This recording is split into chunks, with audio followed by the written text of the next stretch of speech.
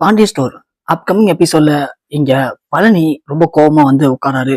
உட்கார்ந்ததும் கோமதி கேட்கறாங்க, பழனி டீ சாப்பிட்டியாடா? வேணாக்கா, நான் அங்கேயே சாப்பிட்டு வந்துட்டேன். அண்ணி போட்டு கொடுத்தாங்க. என்னடா அண்ணி போட்டு கொடுத்தாங்களா? என்னடா புதுசா அங்க போய் காஃபிலாம் சாப்பிட ஆரம்பிச்சிட்டேன்? இல்லக்கா, சும்மா போனேன் அப்படி சாப்பிட்டு வந்தேன். சரி அதெல்லாம் இருக்கட்டும், செந்தில் உனக்கு என்ன பிரச்சனை அப்படின்னு இங்க பழனி கேட்க, கோமதி ஒண்ணு, என்ன பழனி, ஏன் செந்திலுக்கு என்ன பிரச்சனை? இல்லக்கா, இவன் காலையிலேயே போயிட்டு அண்ணன்ட்ட வம்பிழுத்து வந்திருக்கான். என்ன அண்ணன்ட்டியா? ஏன் என்ன பண்ணான்? சின்ன அண்ணனை காலையில இவன் பார்த்திருக்கான். பார்த்தவன் சும்மா இல்லாம இது மாதிரி இனிமே என் பக்கம் வந்தனா உன்னை வெட்டி போட்டுருவேன், குத்தி போட்டுருவேன், நீ உயிர் இருக்க முடியாது அப்பெல்லாம் மிரட்டிட்டு வந்திருக்கான். அந்த ஆளு காலையிலேயே அங்க லப்பு லப்புன்னு கத்திட்டு இருக்காரு. அதான் அவங்களை பத்தி தெரியாது அவனுக்கு. அவங்களே ஏற்கனவே எப்படா நம்மள்ட்ட சண்டை இழுக்கலாம் அப்படின்னு காத்துட்டு இருக்கானுங்க. இந்த நேரத்துல இவன் போய் அவங்கள்ட்ட அப்படி பேசியிருக்காது. அவங்கள இன்னமும் கோபப்பட வச்சிருக்கு. இப்போ எல்லாமே நம்ம மேல உச்ச காணல இருக்கானுங்க. அதான் இவனுக்கு ஏன்க்கா தேவையில்ல வேலை? செந்தில் உடனே பாக்குறாங்க. உடனே மீனா கேக்குறாங்க, என்னங்க ஆச்சு? நீங்க எப்படி சண்டை போட்டீங்க? உங்களுக்கு என்னங்க பிரச்சனை இப்போ?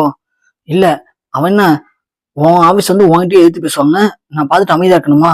அதான் பார்த்தேன். பார்த்த உடனே இதுக்கு மேல என் மனைவிட்டு பிரச்சனை பண்ணீங்க அப்படின்னா வெட்டி போட்டுருவோம், குத்தி போட்டுருவோன்னு சொன்னதான்.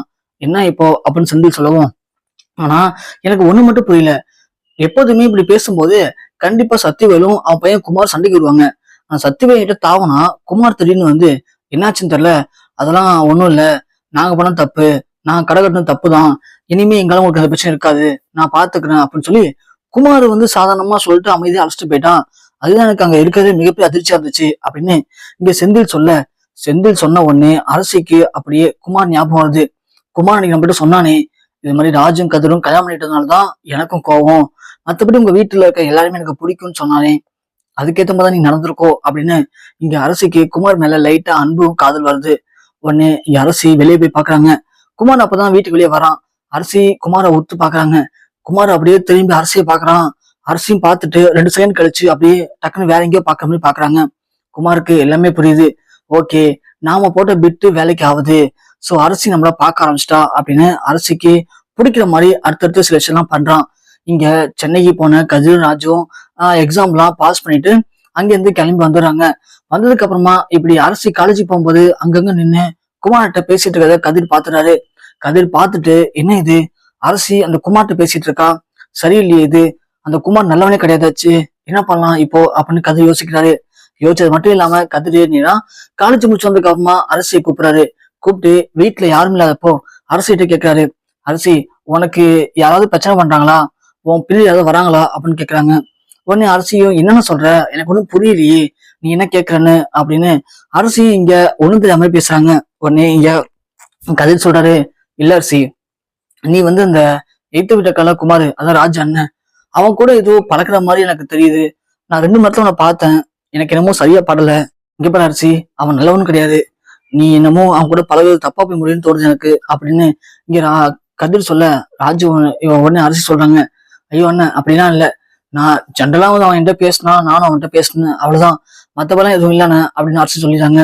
கதிர் சொல்றான், இங்க பாரு அரசி, அப்பா பத்தி உங்களுக்கு நல்லாவே தெரியும், அப்பாவுக்கு காதல் எல்லாம் பிடிக்காது, அதுவும் அந்த குடும்பத்து பையன் அப்படின்னா கண்டிப்பா எவ்வளவு பிரச்சனை வரும்னு உனக்கு தெரியும். அந்த குடும்பத்துல இருக்க எல்லாருமே நம்மள எப்படா பழி வாங்கலாம் அப்படின்னு காத்துட்டு இருக்காங்க.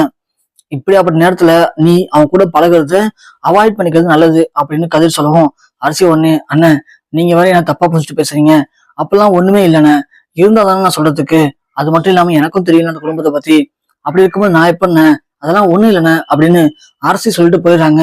சரி அரசி புரிஞ்சுக்கிட்டா அப்படின்னு கதிர் நினைக்கிறான்.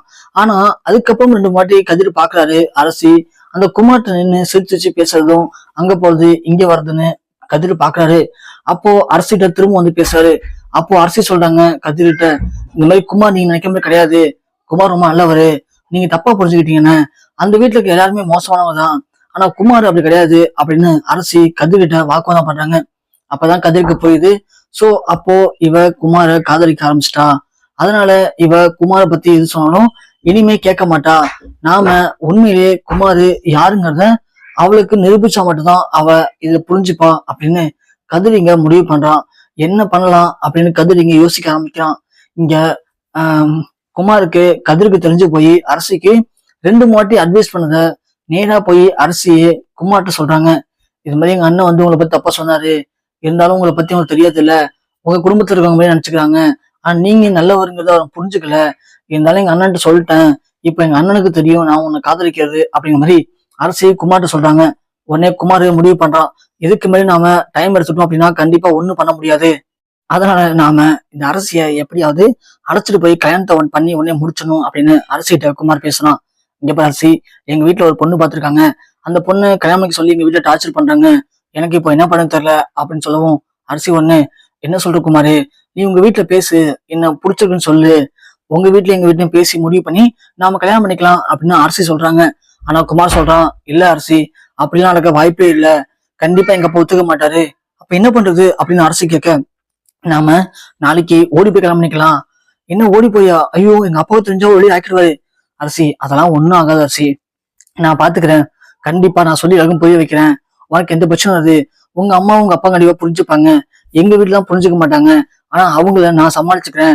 அப்படி அவங்க ஒத்துக்கல அப்படின்னா நாம தனி கொடுத்துன போயிடலாம். ஏன் உங்க வீட்டுக்கே போயிடுவோம். உங்க வீட்லயே சேர்ந்து நானும் இருக்கேன். இப்ப பழனிச்சத்தப்பா எப்படி உங்க வீட்டுல இருக்காரு, அந்த மாதிரி எனக்கு உங்க வீட்டுல இருக்க எல்லாரையும் பிடிக்கும்.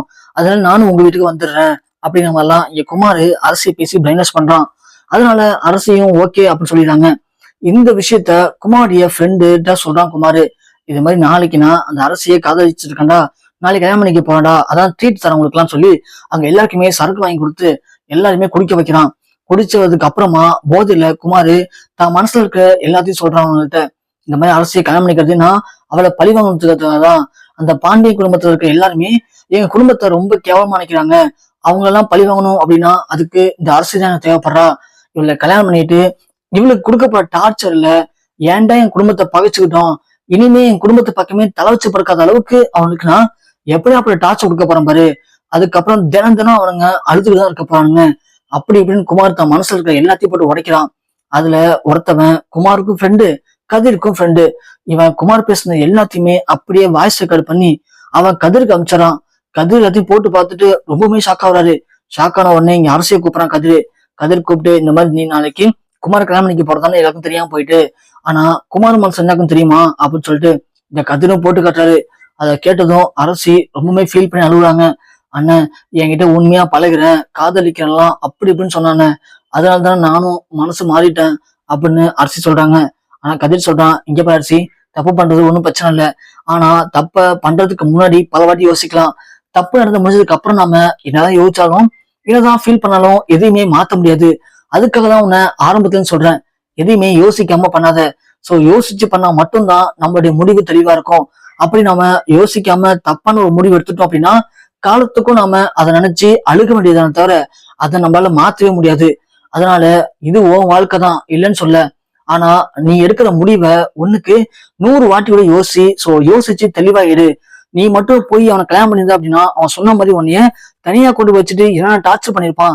யோசிச்சு பாரு, உன்னை அப்பா எப்படி ஆசாசியா வளர்த்துட்டு இருக்காரு. உன் மேல சின்ன தூங்கப்பட்டாலும் அப்பாவால் தாங்க முடியாது. நீ இவனை கல்யாணம் பண்ணிட்டு போயிட்டு நீ மட்டும் கஷ்டப்பட மாட்ட, ஒட்டுமொத்த குடும்பமே கஷ்டப்படும். அதனால பார்த்து முடிவிட அரசி அப்படின்னு சொல்ல, என்ன மன்னிச்சிருந்தேன், நான் தெரியாம தப்பு பண்ணிட்டேன்னு, இனிமே கண்டிப்பா நான் யாரையுமே காதலிக்க மாட்டேன். அந்த குமாரி எப்படியாப்பட்ட மோசமான தெரிஞ்சு போச்சு, இனிமே நான் அவன்கிட்ட பேசவே மாட்டேனே, கண்டிப்பா அப்பா பாக்குற பையன் தான் கல்யாணம் பண்ணிப்பேன், என்ன மன்னிச்சிருந்தேன் அப்படின்னு அரசி கதிரை கட்டி பிடிச்சிட்டு அழுகுறாங்க. ஒரு வழியா அரசிய கதிரை எப்படியோ கடைசி நிமிஷத்துல காப்பாத்திறாரு. இதனால குமாருக்கு அடுத்த நாள் அவன் நினைச்ச மாதிரி கல்யாணம் நடக்காம போகுது. இப்போ என்ன பண்றது, எப்படி இந்த அரசியை திரும்ப அவன் வழி கொண்டு வருது, எப்படி இந்த பாண்டி குடும்பத்தை பழி வாங்குறது அப்படின்னு குமார் உட்காந்து யோசிக்க ஆரம்பிக்கிறான்.